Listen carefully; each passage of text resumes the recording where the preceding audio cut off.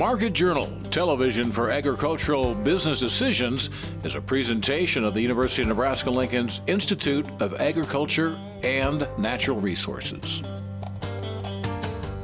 Promotional support is provided by the Nebraska Farmer Magazine.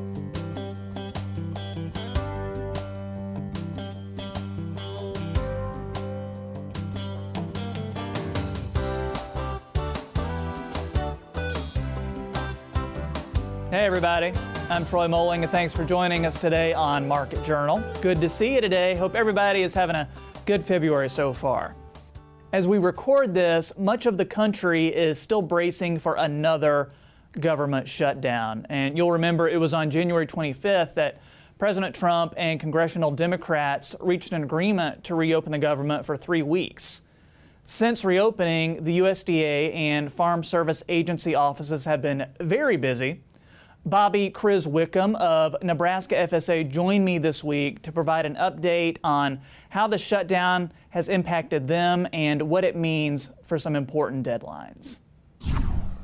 We were fully closed for a solid probably 2.5 weeks before we were able to have some farm loan staff come back in for some essential services.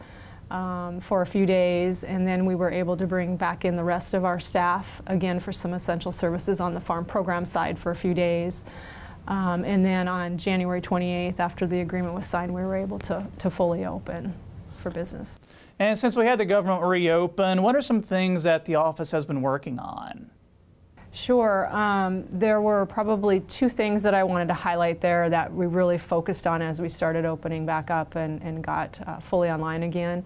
The market facilitation program is a big thing right now, and so we had our offices working very hard to get those applications processed that maybe came in through the mail while we were gone, as well as walk-in traffic dealing with that program.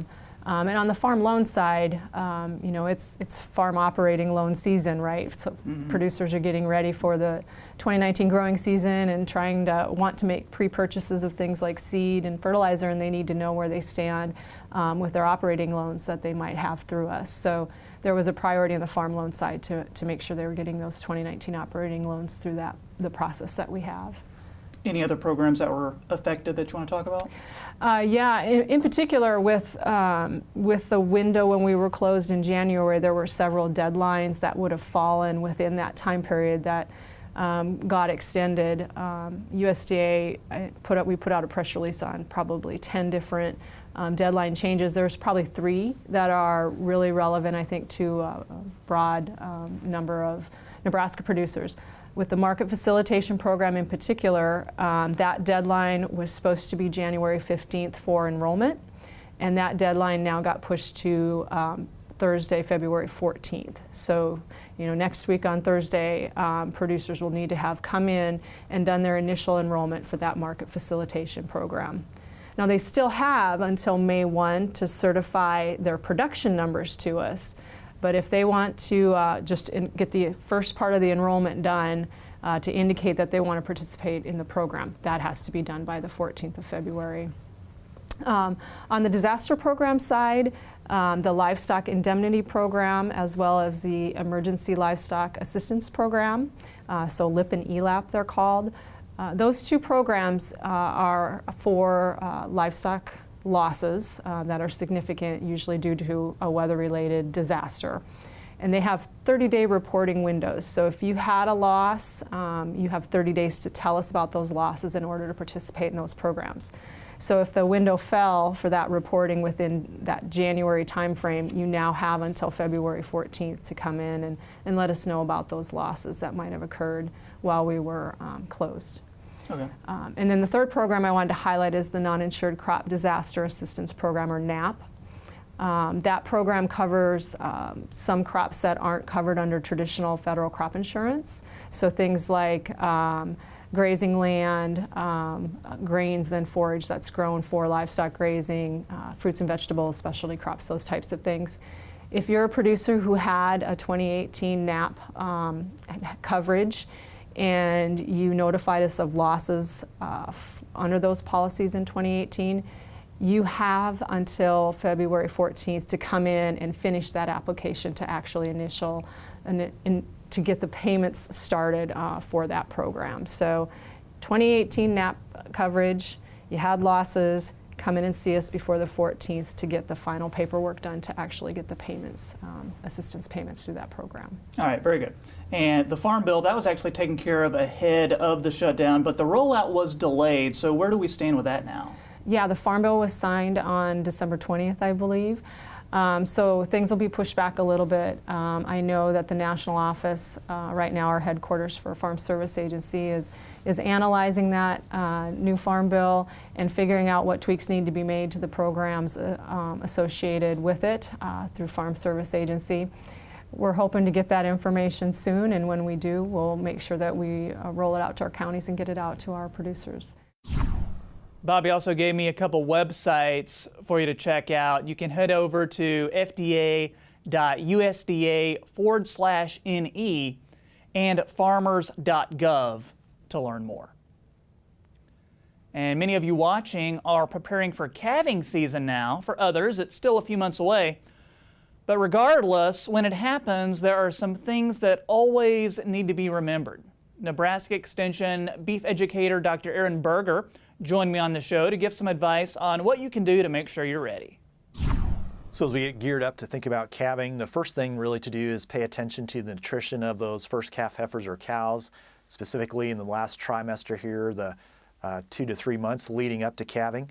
The plane of nutrition, cow body condition score at the time of calving really impacts the quality of colostrum, the first milk to that calf, and really getting a high quality colostrum into that calf is really important to the passive immunity of that calf and really can have an impact not only short term on that calf health, but long term as it goes on through the production cycle. When it comes to facilities or calving supplies, what do we need to know here?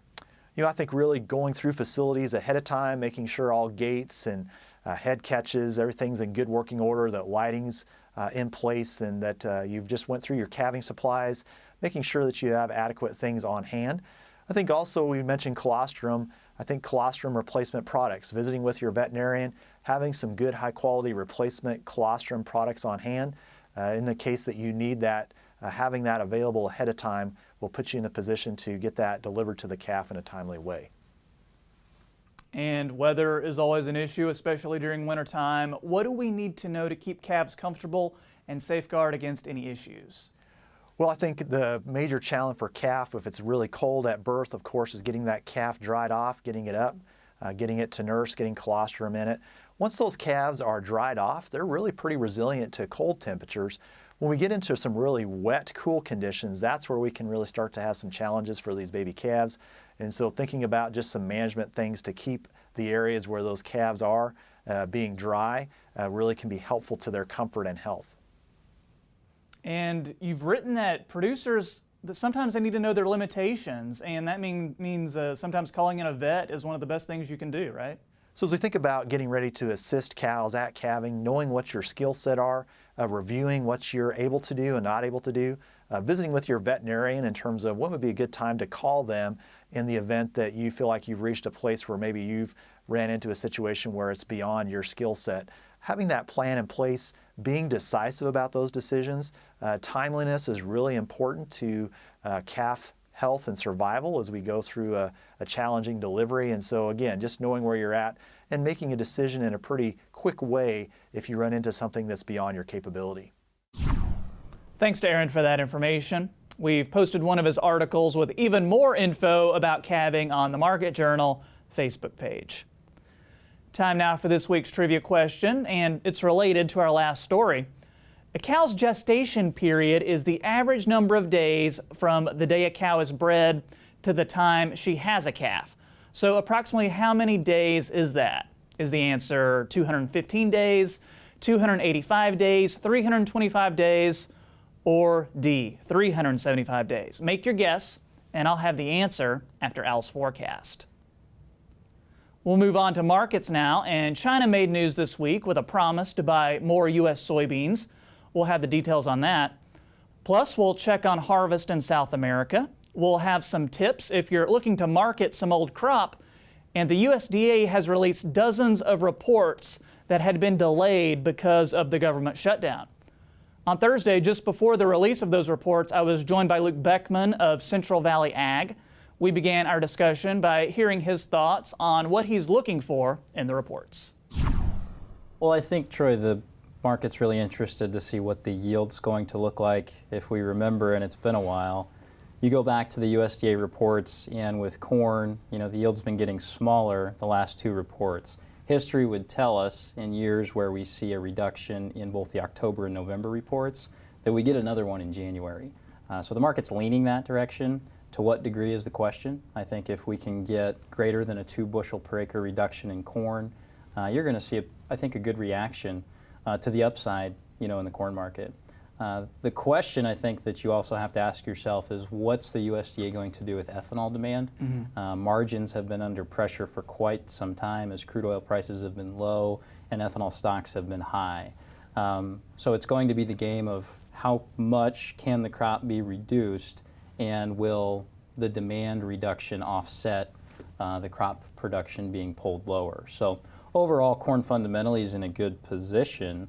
To what degree will the crop get smaller is going to be the question, I think, on Friday. Stocks numbers are always interesting to see what feed demand look like in that first quarter. Animal on feed numbers are solid through that first quarter, so we would expect feed demand to be solid in Q1 of this year. So corn-wise, that's what we're looking for. On the bean side, it's a little bit more interesting on the yield side, because you can remember the yield went up last fall a couple times, and then in November it dropped. We don't have a lot of analog years throughout history that tell us what the January final number is going to do in a year where we saw it go up twice and then come down in November. I think with the late season challenges that we had, especially in the western and northwest belt, we would expect maybe soybean production to come down as well.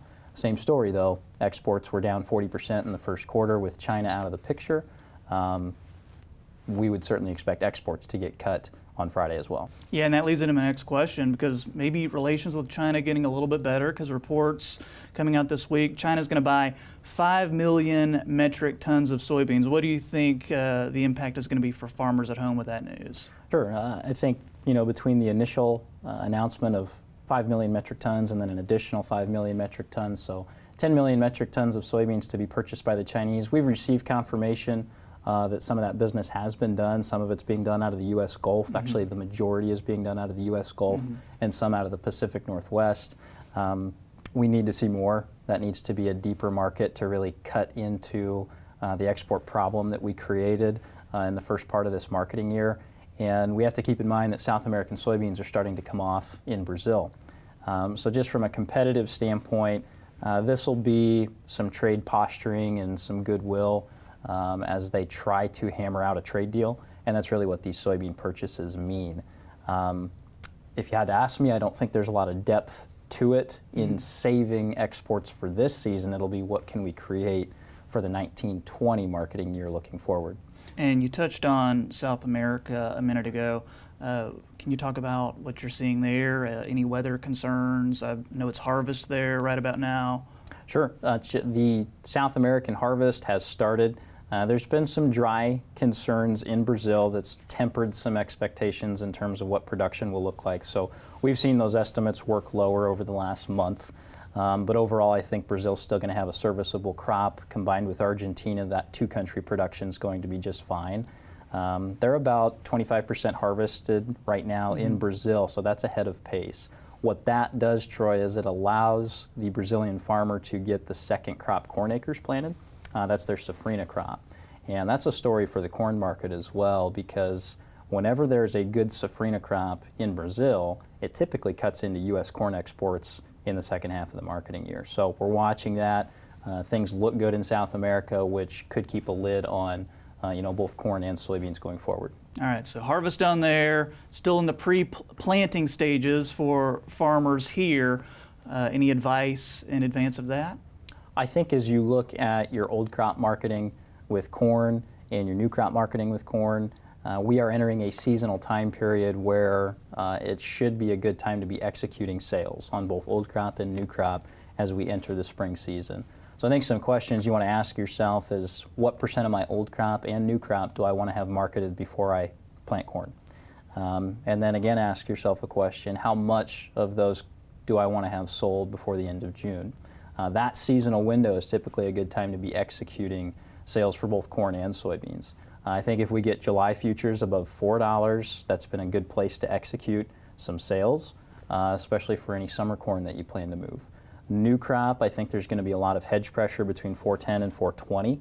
There's a lot of orders stacked there, so farmers can get in line and get some plans in place to make new crop sales in that window.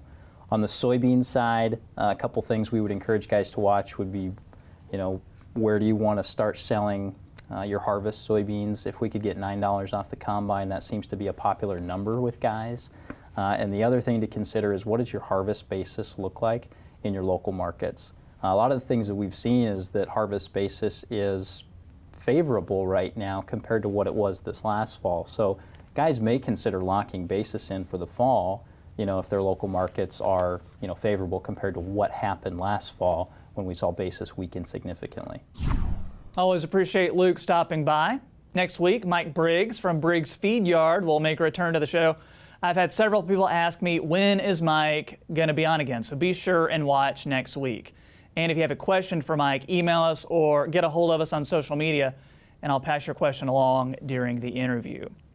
It's time now for weather with Nebraska Extension Ag Climatologist and Market Journal Chief Meteorologist Al Dutcher. And Al, it's been another chilly week. What do you think we can expect for the next several days? Well, Tar, you are correct. Pretty much we've been dominated by the colder than normal conditions, although we did get a little bit of a respite last weekend, if you want to call it that, where we had some fog and some warmer temperatures move into the state that really ate a lot of the snowpack that existed across the state. In fact, the snowpack lifted up into South Dakota as we pretty much eliminated it mostly across Nebraska. More importantly, we've seen that Arctic air come in earlier in the week, and we did see some of that alleviation as the middle of the week, but we also started to see another system move through our region, and that generated some light overrunning precipitation in our area. Thankfully, most of it was in the form of light snow. Anywhere from a ½ inch to 3 inches were reported statewide, with the heaviest up in the northern panhandle. More importantly, we missed out on the freezing rain that hit to the south and to the southeast of us. So we can be grateful that we did have this Arctic air in place, or we may have had more of a significant icing accumulation than what we've seen during this event. So now if we look at the upper air pattern, we are dealing with another system in the western United States, and that's going to shoot energy out into our region as we go through this weekend. This persistent energy might come through as we go through the overnight hours. It doesn't look like it's going to spread any major precipitation, but we do have low pressure development in southeastern Colorado with cold air to our north and warm to our south. So most of the precipitation with this first surge looks like it's going to be more overrunning light snowfall, just a trace chance for some light freezing drizzle. And then the second system starts to eject out as we get into Sunday night. That one also continues to see a low pressure system developing in the southwest. Most of the heavy precipitation remains to the west, but we do see some light overrunning snowfall and maybe some accumulation in south central Nebraska. A little bit farther to the west, and those accumulations will be in southeast Nebraska. By the time we get in the day on Monday, we see low pressure over the north central Texas. That's going to move toward the northeast, and a very heavy band of precipitation develops in the lower Mississippi River Valley with overrunning snowfall to the north, and then this trough starts to shift toward the east and northern U.S. over the Great Lakes. That will allow snowfall to fill in across a substantial portion of the Great Lakes. And for us, it looks like the heavy accumulating snowfall currently by the models is depicted to fall from the Nebraska border eastward. Wouldn't be surprised if this will back up somewhat. And then we start to see some moderation of temperatures as we get into Wednesdays. We start to see a buckling of the jet stream toward the north in response to a low coming down shore. Cold high pressure is going to slip to our east, so we're just going to brush northeast and east central Nebraska, but most of the remainder of the state remains high and dry. And as we get on the day on Thursday, the ridge really starts to build in, so we're going to see our warmest day probably on Thursday of the 7-day period. We have another high pressure system that's going to slide toward the southeast, and we have a surface lows in the western United States that are going to get organized and try to start pushing some of that energy toward our region. So on Thursday, the vast majority of the precip is across the western United States, and then we start to kick some of that energy out as we get on the day on Friday. Low pressure once again develops in north central portions of Texas. That will allow some Gulf moisture to stream northward. With the cold air coming in from our north and the south, it looks like an overrunning situation here in eastern Nebraska and the Dakotas. Looks like we'll see some potential for accumulating snowfall snowfall across the eastern half of the state. More importantly, this system will start to swing out next weekend, and we could see some significant accumulating snowfall depending on the overall storm track across the central United States. 8 to 14 day forecast from next Tuesday to the next Thursday to the following Tuesday shows the cold air remains in place. Precipitation on ongoing storms continues, and the heaviest of it in the southwest and to the southern plains. So Troy, it looks like we're going to have an active weather pattern once again for the remaining 7-day period. Thanks, Al. Back to trivia now, and we wanted to know about how many days is a cow's gestation period. That's the number of days from when a cow is bred to when a calf is born. Well, the answer is B, 285 days, which is a little over 9 months. Moving on now, and Nebraska farms and ranches make up over 45 million acres of the state's total land area. That equates to about 91%. So, of course, understanding cash rental rates, leases, and proper management should all be part of your tool belt. Nebraska Extension agricultural economist Jim Jansen came on the show to talk about some upcoming land meetings and management plans for this time of year. Many folks are engaged in land management, whether they're an operator or they tend to rent the property out. The fundamentals of what we're seeing support cash rents would tend to be pointing maybe towards slightly lower rates. Hopefully we would see folks negotiating lower rates to help support the budgets related to livestock and crop production across the state. The fundamentals that underlines what are we doing, the value of what we're doing. Corn, soybeans, wheat, livestock, things of that nature. Many folks would tend to support the notion or be looking at the notion that lower values for these things would tend to maybe lead to lower cash rental rates in 2019. And do you have any advice as far as land management plans for this time of year? Be equitable in the rate that you're setting. Many folks, if you're dealing with an absentee individual or maybe someone that's retired, if those folks are your landowners, if you're doing things to improve the quality of their property, fixing fences, working on irrigation systems, between the improvements, meaning your amount of money you're spending on those actual improvements, such as changing a flat tire on a pivot, stringing up new wire on a barbed wire fence, those provide value to the landowners because those improvements traditionally stay with the property in the event the tenant would vacate the premise. The other thing is many folks tend to undervalue their time, the time of repairing things, their talent, their skill set. If you hire a professional, an agribusiness, to come out and work on an irrigation system or to work on a fence or remove cedar trees, many of these folks charge a base rate plus so many hundreds of dollars per hour. That being said, be sure to truly value the value of your time as well as the value of the improvement and negotiate that in. Hopefully that would lead to a lower cash rental rate to acknowledge the value that the tenant is providing to the landowner as part of the cash lease arrangement. And another reason you're here, there's some educational opportunities for folks to learn more and ask some questions, some events coming up. What can you tell us? Yes, the University of Nebraska-Lincoln for about the last decade now has been doing various forms of land management outreach. They tend to focus on the premise of landlord-tenant workshops, and to a degree we also intertwine land succession and transition into them. Two programs that we have coming up, our annual land management outreach series that we're currently working on is called Ag Land Management in the 21st Century. This grant, we have 3 locations remaining yet this winter. That grant is focusing, it's a 2-part workshop. The first part, Alan Vanalik as well as myself, we talk more of the economics and the communication elements of negotiating cash rents and succession related matters. In the afternoon, we have an agronomist and a beef scientist that lead 2 separate sessions in the afternoon focusing on the agronomic as well as the beef range pasture considerations or production. Building off our in-person classroom style lectures that we've done, we're starting a new series. It's called Agricultural Land Management Quarterly. Agricultural Land Management Quarterly is a series that will be focusing on reaching those folks that maybe have attended our meetings in the past, those folks that maybe they work during the day, they can't get to one of our in-person workshops, or maybe the distance to the workshop is too far to go.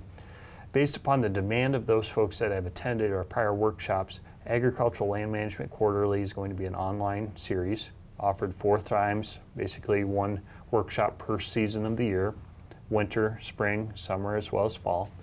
And as part of these workshops, we're going to be focusing on taking a look at what are the major issues or concerns that a land owner, a land operator, a landlord, a tenant, what are they facing, and what advice can the experts that we will have as part of this, which will include Alan Benalik and myself, taking a look at these issues.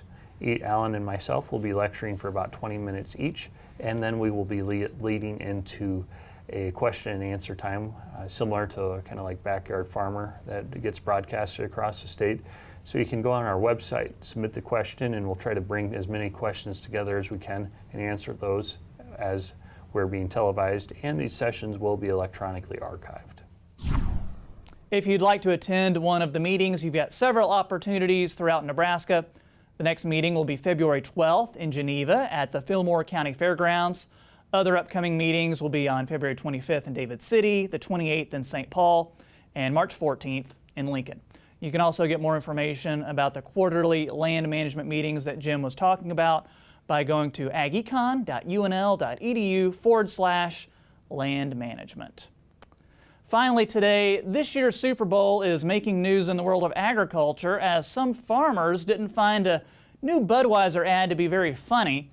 The ad in question features an elaborate medieval theme centered around the fact that Bud Light brews their product without corn syrup.